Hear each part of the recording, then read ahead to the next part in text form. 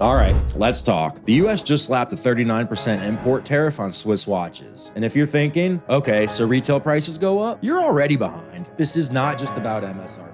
This affects how watches are priced, where they're sourced, which brands gain ground, and how serious buyers and dealers are going to pivot, which is fast. Rolex, Omega, Patek AP, all affected. But there's also opportunity here if you know where to look. If you're a collector, dealer, casual seller, or a buyer just trying to figure out what's next, here's the breakdown. Starting August 7th, any Swiss-made watch or movement imported in the US gets hit with a 39% tariff. That includes new Rolexes, Omegas, APs, Pateks, and even the Swiss movements used in microbrands. Now, this isn't 39% on the sticker price, it's on the import cost. But dealers are not going to eat that. So what happens? You're going to see 20 to 30% increases at retail, plain and simple. A 10K watch, now 12K or 13K. A gold day date, up 4 or 5K. Easy. And it's already starting. Gold's sitting near $2,500 an ounce. Rolex already raised prices earlier this year. Now stack a 39% tariff on top of that. That is not just painful, that's unaffordable for a lot of buyers. So what's the play? Simply put, the secondary market. If the piece is already in the US, if it's pre-owned, it's untouched by the tariff. No 39% artificial markup. That's why smart buyers are already heading to the secondary market. And if you already own solid pieces, steel Rolex, gold Rolex, Omega Speedmasters, APs, you are in a great spot. Your collection just appreciated. Everyone's focused on the buy side of the panic right now, but the sell side, it's looking great. Let me be clear. If you're thinking about buying gold from an AD right now, do not do it. Just don't. Unless it's a grail tier allocation, do not pay full price for gold, especially in a watch, because if you go to sell that, it's just going to be used at the